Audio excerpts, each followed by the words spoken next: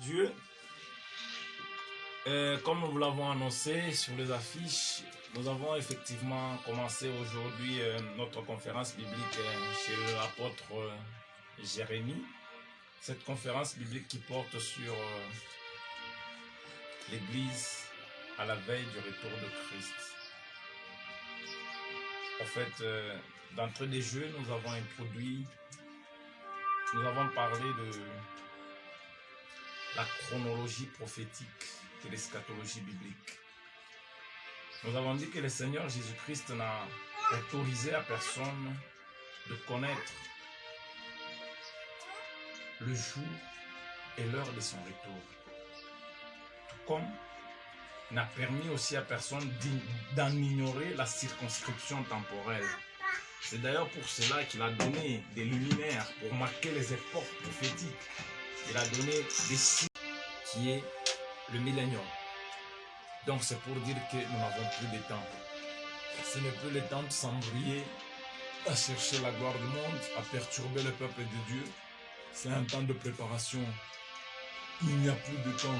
Nous sommes en train juste de vivre une prolongation. Et ce que j'ai dit corrobore, quand vous lisez par exemple la théorie de l'aveuglement prophétique d'Israël avec le prophète Osée chapitre 6 verset 1, on dit l'Éternel nous a châtiés, il nous a détruits, il nous a aveuglés pendant 2 jours et au 3e jour il nous relèvera. Le prophète Osée parle du temps où Israël par incrédulité a été exclu du commerce avec Dieu. Pendant cette période, on nous a griffé nous les nations et la Bible dit que c'est pour 2 jours, à entendre 2 jours prophétiques, c'est-à-dire 2000 ans. Et au 3e jour, il nous relèvera. Et l'exclusion des Juifs, ce n'était pas une exclusion définitive, c'était une exclusion temporelle, puisque déjà les Écritures prévoient leur réintégration. Mais seulement, comme Sarah l'avait bien dit, il avait dit, le fils de l'esclave n'héritera pas avec le fils légitime. Donc, quand Israël sera réintégré, nous les nations, nous ne serons plus dans le commerce avec Dieu. C'est pour cela que la réintégration doit s'inaugurer ou être sanctionnée par l'enlèvement de l'Église, c'est-à-dire la fin du temps de la grâce. Et je n'informe personne qu'il y a déjà plus de 2023 ans depuis que le Seigneur mourait, pour dire vraiment que l'Église n'a pas de temps. Et curieusement, c'est là que nous voyons l'Église s'occuper de tout, sauf de l'essentiel.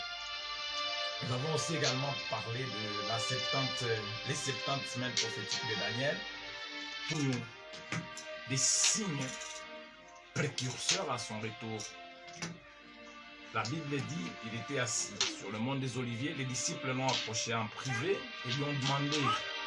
Jésus-Christ n'a pas voulu laisser son peuple ignorant par rapport à la circonscription temporelle de son retour. Il a donné plusieurs signes, plusieurs théories. C'est d'ailleurs ça qui nous autorise la spéculation prophétique par rapport aux données nous fournies déjà par le Seigneur lui-même et certains prophètes. Donc aujourd'hui, il s'est agi au travers des Écritures bibliques comme guide. Nous avons essayé de percer prophétiquement les mystères qui sont dans la Bible pour essayer de nous situer par rapport au temps. Où est-ce que nous en sommes par rapport à l'évolution prophétique de l'eschatologie biblique. C'est ainsi que nous avons développé la théorie des 7 jours prophétiques. Nous savons que Dieu a créé pendant 6 jours. Le 7e jour, il s'est reposé.